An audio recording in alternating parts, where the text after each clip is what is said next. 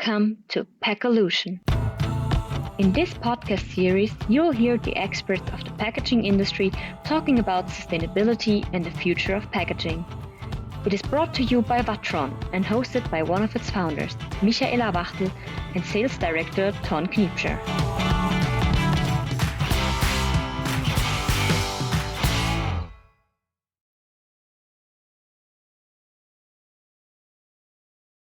Hi, welcome to another episode of Packalution, the disruptive podcast brought to you by Vatron. Today we have Ansgar Schonlau, Managing Director and owner of Maag Flexible Packaging, as our guest. Welcome, Ansgar. Thank you, Ton. Can you tell us a bit more about your professional background and in what part of the industry your company is active? Yeah, I'm in Maag now since 2009, so about 12 years. I studied in Stuttgart until 93, economy and engineering. And after that, I went into the industry of printing and packaging. So meanwhile, I have an experience of about or almost 30 years in the packaging industries.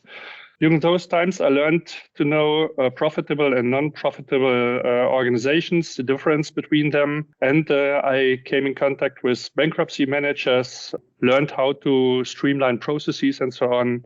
Also, lean management, which is today a very important part of my business life. This is the knowledge that I brought to Maag. And Maag, in 2009, was a medium-sized company of about 130 people with all the challenges that the packaging industry has faced about the last 20 years. Globalization has also come to our industries and was very difficult for our companies to accept and to change attitudes and behaviors. So also in Maag, there was a big need and demand for change. And this was the point for me to come in and to reorganize the company. Maag is manufacturer of flexible packaging. We do not extrude our films, which is a big difference to other companies in our market. In some parts, of course, it has disadvantages because you are not so close to the development of the film itself. But on the other hand, facing the rapidly changing demands in the market, it's also an advantage because we can rely on good partners and can react on market developments much faster than anybody else. So at the end of the day, I think our constellation is an ideal one to react on the circularity demands of today's economy. You know, what's really amazing is that you have completely transformed your company in terms of sustainability. How did you do that, and which steps are essential for success? It was very necessary for us to change and to renew our company because due to financial needs. In the beginning, it was a must because moving on the old track would have meant that this would not have led to a good result. So we had to change. Due to my experiences, especially in lean management, I think, we had a good goal, which we explained to all our people inside the organization.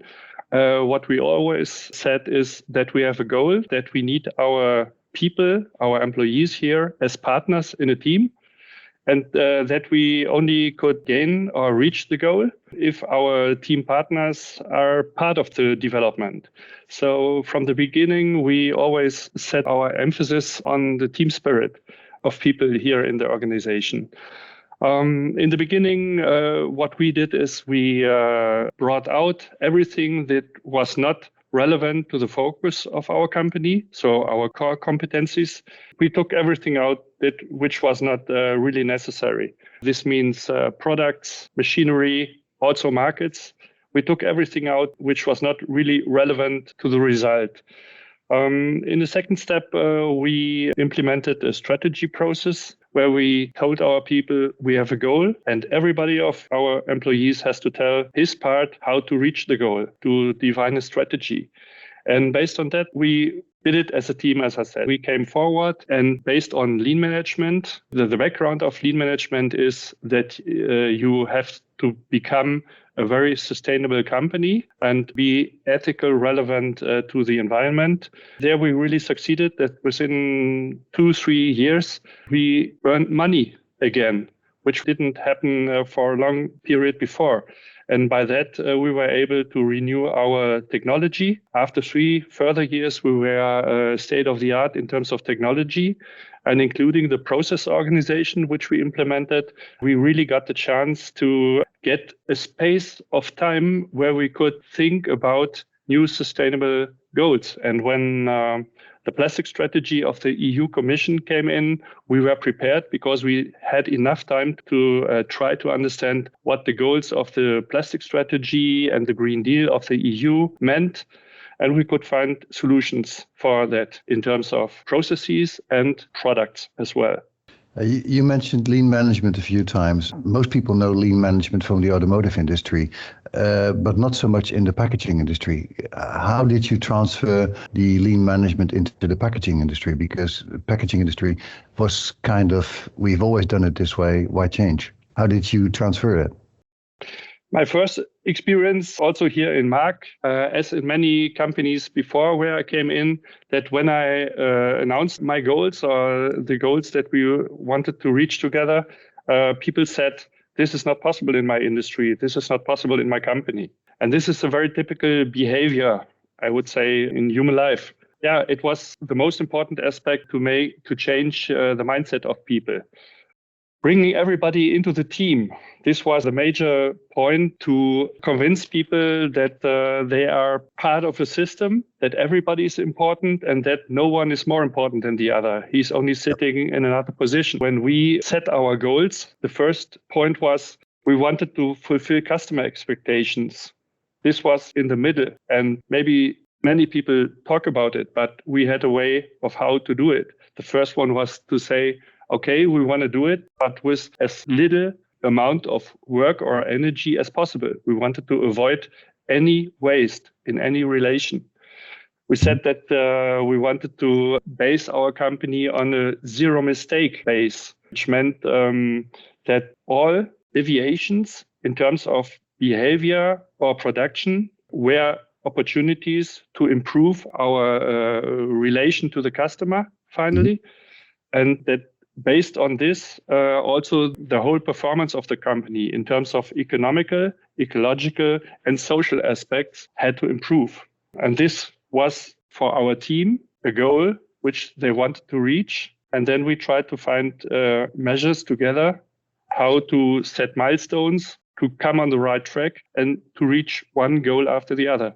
And the result today is that we are here, and that I think we can say that today we are a sustainable company with climate neutrality since 2021 and products which are circular. Impressive.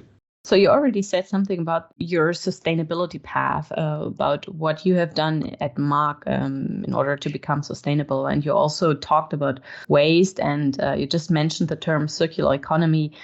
Maybe you can elaborate a little bit on that. Do you have a suggestion for creating a functioning circular economy? Because we say we have a circular economy, but obviously it's not that efficient yet. Maybe you have some ideas on that. Yeah, we are following the plastic strategy of the EU Commission. That means in the first hand, we try to avoid plastics wherever it's possible. But we don't do it on the normal way that we say we don't make a thick bag thinner, because this is tried and done for the last 30, 40 years in our industry. We say by streamlining processes, organizing our cooperation with our customers on standardized processes, we can automate and digitize, and therefore save a lot of waste or obsolete plastics on this way. On the material side, on the product side, we are based on polypropylene materials, which is separate or different from, I would say, more or less most of our competitors. The packaging industry with the extruding film companies is mainly based on polyethylene, but we are convinced that polypropylene offers much more opportunities in terms of packaging production, and for the second life or related to the second life, also capabilities that the resin of the recyclate can be used in the second market. We don't think that the traditional way of production of packaging will lead to the same goal. And therefore we say, we are convinced that we have found a solution now which is the combination of processes and products, and which leads to the result of a circular economy. As I explained, MARC is based on polypropylene films. Today, more than 95% are based on this material. And if you want to bring the packaging products in future into monomaterials, we think that polypropylene has the best advantages and qualities in terms of physical, chemical, optical, and mechanical requirements. With this, we see today, we have made many industrial tests and also launched it into products in the market, that polypropylene offers almost a whole range of packaging types for almost all kinds of markets in the food and related industries like hygiene or technochemical products. I think this is the goal, that we have to limitate the variance of different polymers and come to basic high volume streams, which makes it much easier for the recycling industry to manufacture it and to recycle it. Other materials, we don't see that they offer the whole range of requirements within the whole supply chain. That means, of course, you can find solutions, let's say island solutions, that fulfill the next requirement that is directly in front of you, but that within the whole value chain, it makes more problems than anything else. So we all have to keep our view on the whole value chain. It does not make sense if I solve my problems or the next ones, but not the whole chain. Yeah, correct. That's what we hear as well. We also sometimes hear the greenwashing term in connection to the packaging industry, which usually means that producers are using a different material that is supposedly more eco-friendly than the other material, but in fact it's not. What examples of greenwashing in terms of packaging have you encountered in your sector? And is there anything MARC as a company can do to prevent something like that? That's a good question, because it already starts with what is greenwashing. The whole situation is very complex. It took even ourselves as so-called experts 3-4 years to understand the whole value chain and to find solutions which fulfills everybody's requirements. So if really everybody who does a wrong step is greenwashing, that's a question which I would say no, probably there are some solutions which happened by chance. But if you, for example, look at the latest market development with the paper laminates, that means materials that seem to be paper, but in fact are more or less papers laminated against plastic. There I must say, this should be clear to everybody who uses it, that this is not a recyclable material, that this is really greenwashing, and that monomaterial plastic solution is always better than such packaging type. I see that there are also deviations from this black and white explanation, plastic laminates. There are also coated papers in the market. So there you always have to wonder, is there anything different than paper in it? And I would say in many cases, it is a fact that they still need some kind of plastics which make recyclable either difficult or impossible. It's a consumer perception which the industry tries to follow, of course. The industry tries to follow the requirements of the end user, and many end users still are of the opinion that paper is a better material. In fact, you cannot say that in general. It can be in some market segments, but it's not a general statement. And in many aspects, plastics is due to much lower weight, and energy demand in production is a much better solution. So plastics is not a problem, in my opinion, but good plastics is a part of the solution. As you mentioned, if you have a monomaterial plastic which is fully recyclable and you change that for a laminate with paper, you may give the consumer the idea, the perception that this is eco-friendly, but in fact it's a laminate, therefore not, or very difficult to recycle, correct? Yeah, it's one part of the major problem. We also still have about 40% of mixed plastics in the packaging market today. And these, together with the paper laminates, they are a problem for recycling. And we have to replace them by monomaterials.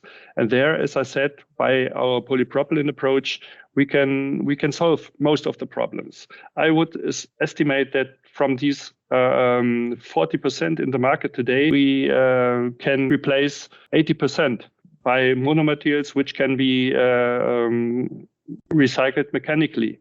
So we don't need anything else. We don't need on that chemical recycling to solve the problem. We only have to focus on monomaterials. Mm-hmm. In effect, that means that these 80% are currently overspec'd in their packaging. Definitely, yes.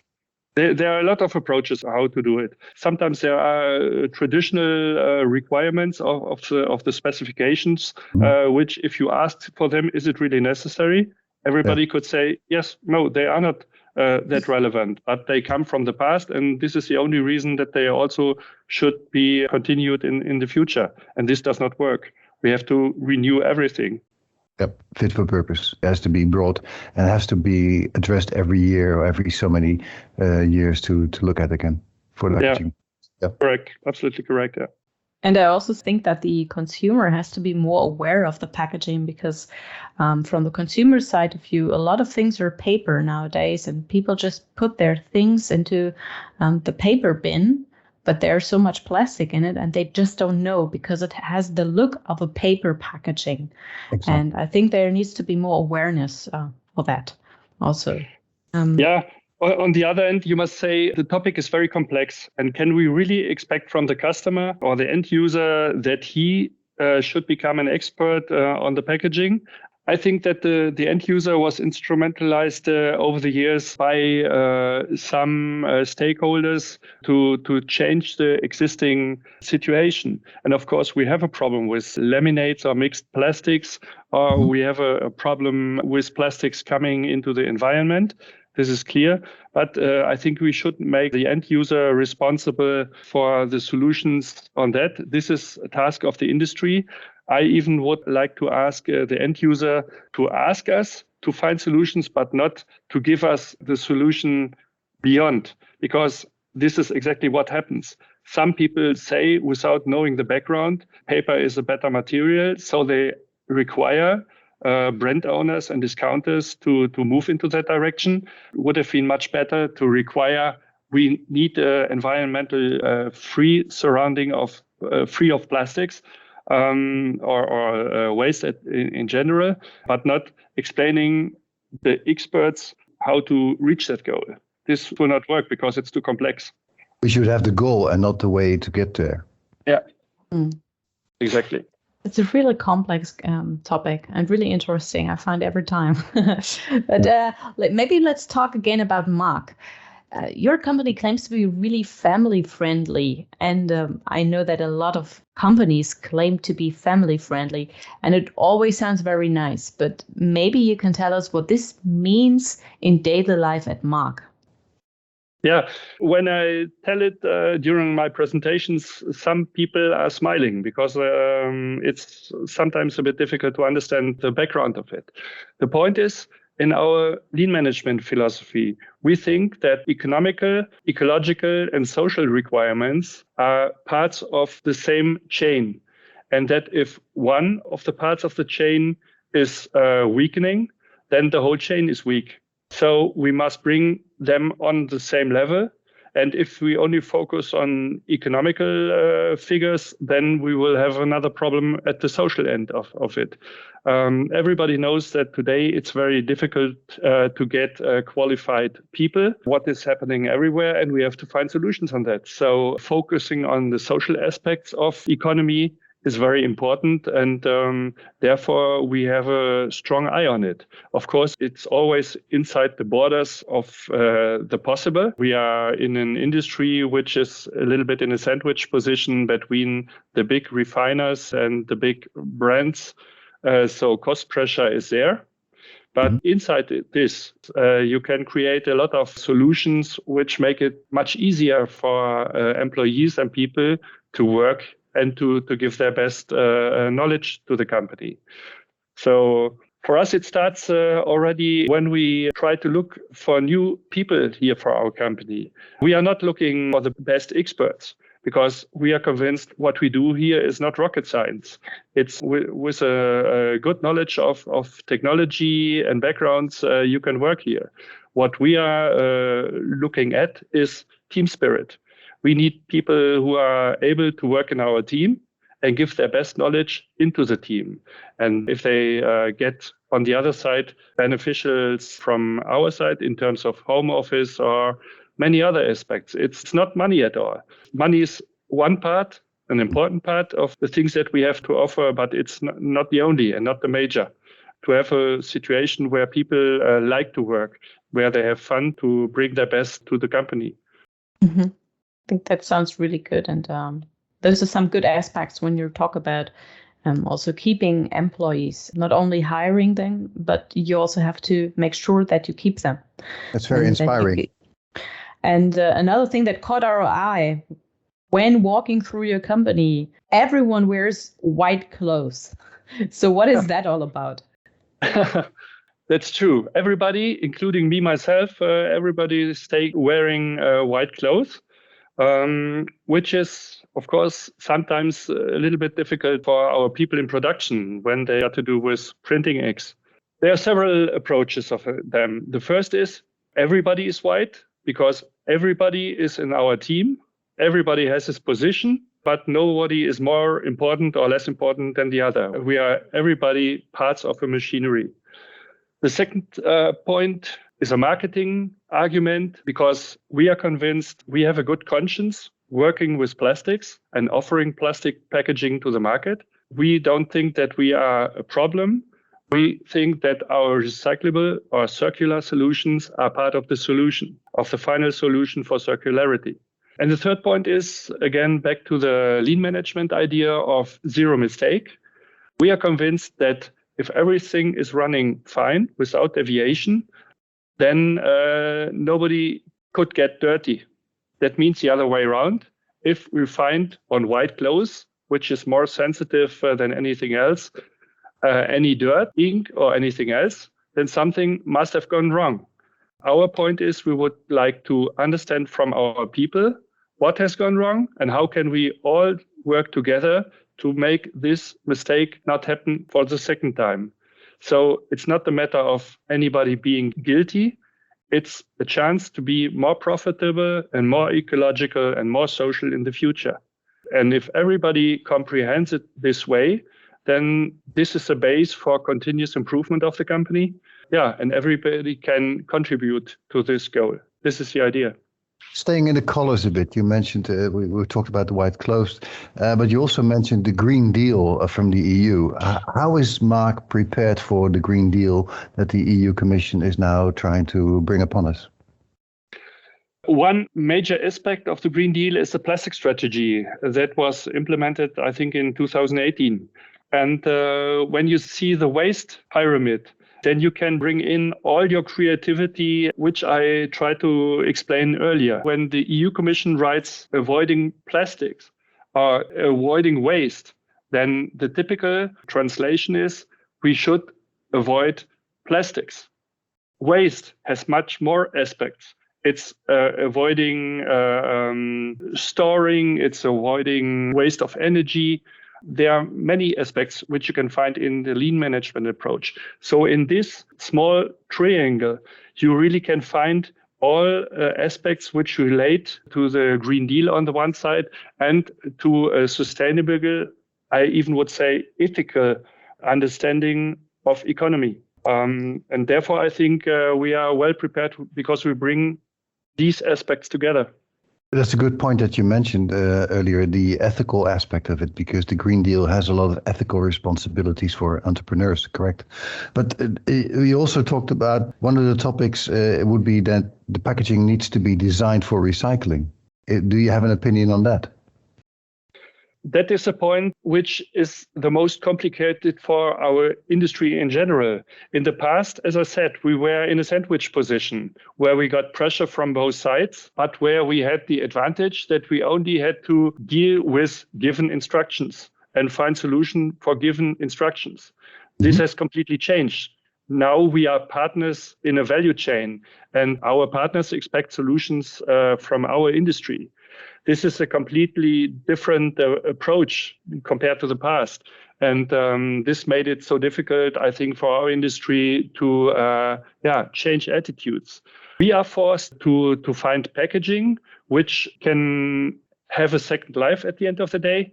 It's not only necessary that the packaging works, but that also the people who are dealing with recycling, with sorting, with recycling, and with the recyclates, that they can live with it. And what we did inside Mark, we established good contacts to the recycler industry. They are, meanwhile, one of my personal most contacts every day. I learned so much of them, which I really didn't understand and know. And they themselves the other way around. And afterwards, talking to the people using recyclates, we learned many things which were, I thought, clear to us, but which were not understood correctly. So we have to talk. And I didn't mention it earlier, but I think it's a base of everything. The 17 goals of the United Nations, the Sustainability Development Goals, they are base for everything. And if you see the 17th goal, this is called partnership. So nobody is important in his own environment only. He's important in the whole value chain. And we have to create partnerships because nobody knows everything. But if we all put our best knowledge together, then we have the solutions. Coming back to the expression of design for recycling, this is completely different to the past. Therefore, we were responsible for design for packaging. Now they expect us to look 3-4 steps behind that. It's difficult in the beginning, but if you do it, then you find that you can really put all your creativity in, and then it's really exciting. Yeah, well, that's a good point. Yeah. It leads us to the end of this episode of Packolution. Is there anything you would like to add or point you would like to elaborate on in this aspect of packaging? Because so far we've touched on quite a lot of things, but and we find it very inspiring, especially your white clothing strategy. But is there anything else you'd like to elaborate on? This is a good question. I think the most important fact for improving the situation is that we all work together, that we create partnerships within the whole value chain to combine the advantages of all parts and bring them in line. What we definitely should do is keep it simple and stupid. I'm not convinced that high capital expenditure projects are the solution for those sustainability projects. On the contrary, I would say sometimes even small investments in enhancements, for example, in the packing or packaging lines, can work as a game changer and improves the situation evidently. So I think if we bring those in line, we should make a huge step beyond. Okay, well, thank you very much for sharing your thoughts and your vision with us and on how the packaging industry can develop and how you have already successfully turned around your company. Thank you very much, Ansgar, once again. Stay tuned at this channel for more episodes to follow. We have some other very inspiring speakers who will join us in the conversation. So thank you once again and talk soon. Bye-bye.